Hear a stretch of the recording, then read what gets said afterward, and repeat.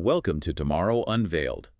Have you noticed how quickly AI seems to be popping up everywhere, changing how we work, learn, interact? Oh, absolutely. It's not some far-off future thing anymore. It's definitely here, right now. Yeah, did you know that since late 2022, employment for entry-level workers, the younger ones, in fields really exposed to AI, it's seen a big drop, sometimes like 20%. That's right. And that's not a forecast. That's actual measured data. It's a significant shift. It really is.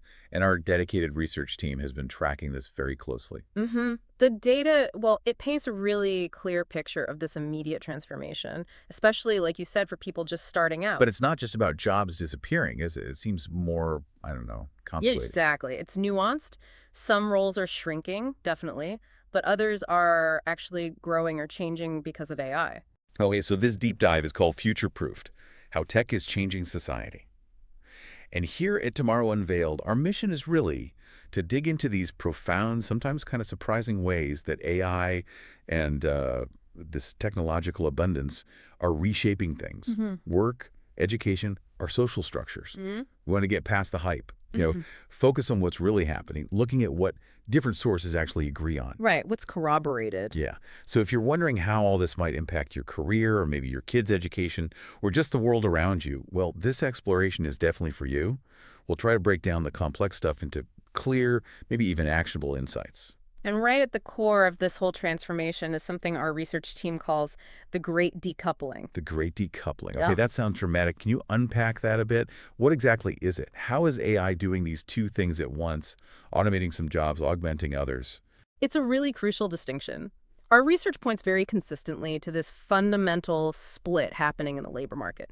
So on one side, you have these entry-level roles facing pretty significant automation. Right. Since late 2022, our findings show about a 13% decline in employment for those early career workers, say 22 to 25 years old, in fields where AI is making inroads. And like we said, this is real historical data, payroll data, not a guess. It's not small shifts either.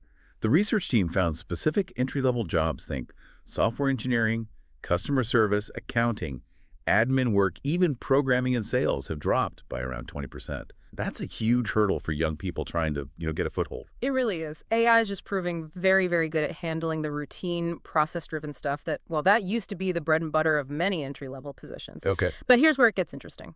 When you look at the more experienced workers, in the exact same AI-exposed jobs, their employment's been stable, or even grown by maybe 6 to 9%. Wow. Okay, so why? Why the big difference? Why are the experienced folks not just surviving, but sometimes doing better? It really comes down to augmentation. AI is acting like a powerful assistant, essentially, for senior roles. Think complex problem solving, strategic decisions, managing client relationships, using that deep institutional knowledge you only get with time. So it's making them more productive, not replacing them. Precisely. It's like a co-pilot. And this translates into real economic benefits. Those industries heavily using AI, they're seeing 3 times higher growth in revenue per employee. And wages rising twice as fast. So there's real value being created overall. That's incredible. A productivity boom almost. So how fast are companies actually, jumping on this AI bandwagon? Adoption's been really rapid. The use of AI at work nearly doubled in just 2 years. Went from about 21% to 40% of U.S. employees using it. 40%. Wow. Yeah, and it's mostly white-collar workers and leaders, the ones often in those more strategic roles, they're leading the charge.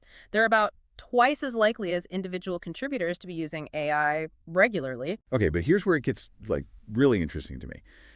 You've got this macro data showing big productivity gains, right? But our research also dug up this kind of astonishing paradox.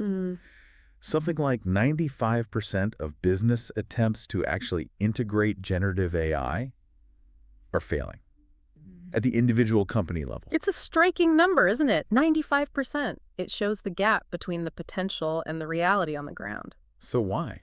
Why are they failing so often? Well, the reasons are pretty complex, but a few things keep coming up.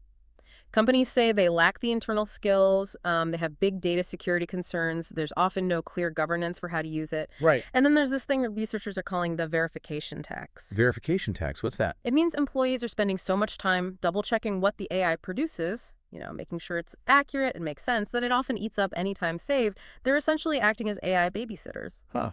Okay, I can see that. It really highlights that just having the tool isn't enough. You need the skills, the processes, the trust. It's a whole ecosystem. It sounds like the early days of, well, almost any big new technology, right? Trial and error. We even saw examples, didn't we? Like that fintech firm, Klarna. Yeah. They cut staff expecting AI to pick up the slack Right. and then ended up rehiring because they found out, well, AI just couldn't replace that nuanced human judgment, especially in customer interactions. Exactly. It's definitely not plug and play. It shows the limits, or at least the current limits. Okay, so this naturally brings us to the next big piece, Mm-hmm. education. If work itself is changing so dramatically, how is the education system keeping up? How's it preparing people? Our research suggests well, it's definitely a race. It really is. And what's quite compelling is how fast AI is actually getting into the classroom already. Around 60% of U.S. public school teachers are now using AI tools regularly. 60%, that's high. It is. And they report saving nearly 6 hours a week because of it. 6 hours, that's like a whole school day almost. Pretty much. It works out to about 6 weeks over a school year.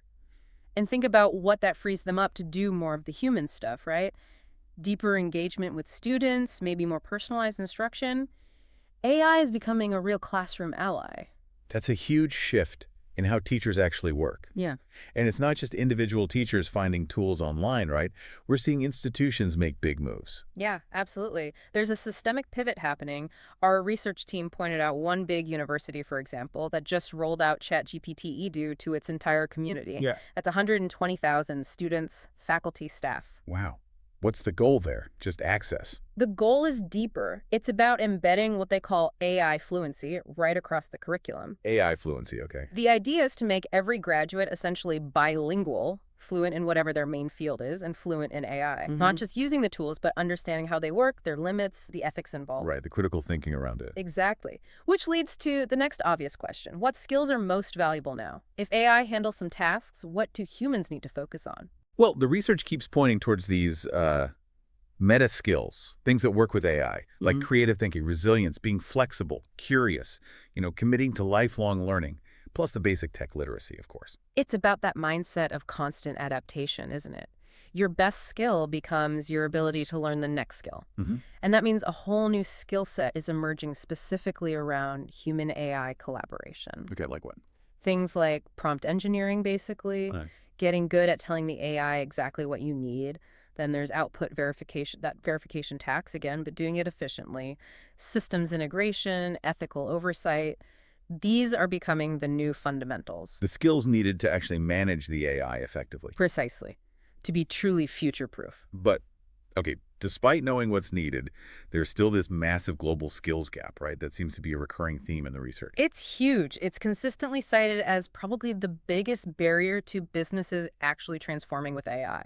Most employers feel universities just aren't preparing students adequately for this new reality. Yeah. And there was that kind of alarming statistic suggesting the shelf life of a skill in this AI age might be down to, what, 2.5 years? 2.5 years.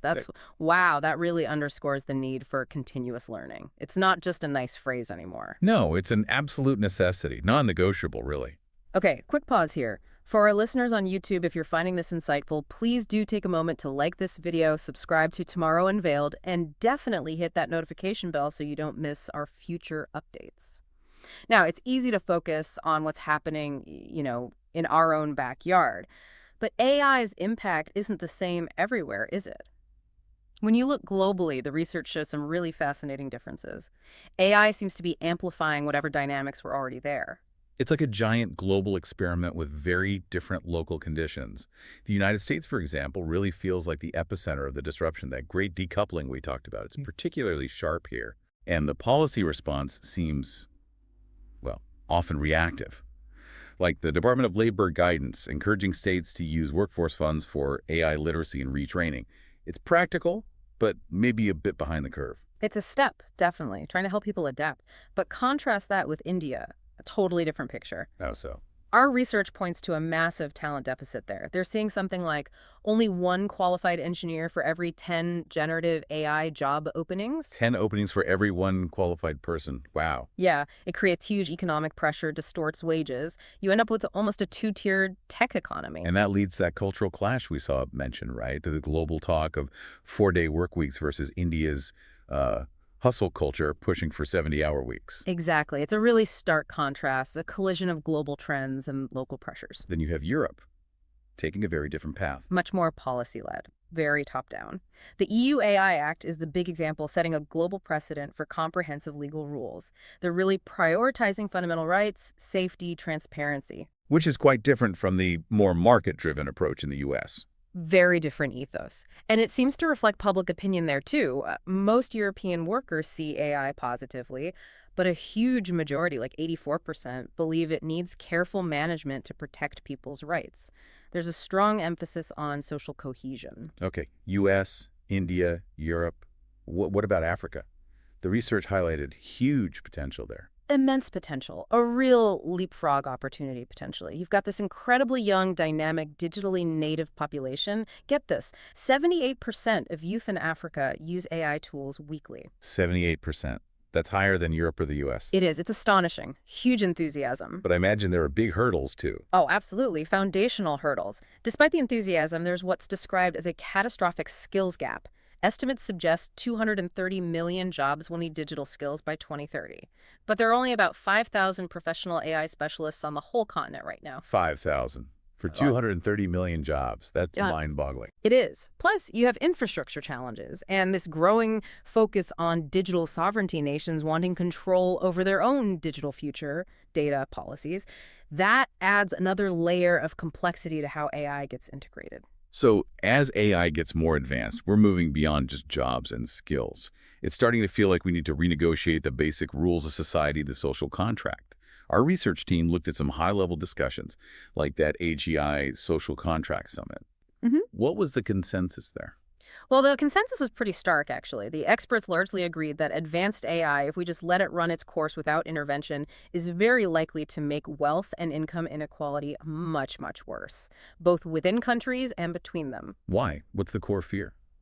The core fear is that if AI significantly reduces the economic need for human labor, it erodes people's bargaining power. That could potentially lead to, as some put it, the disempowerment of most humans and politics becoming even more dominated by the wealthy.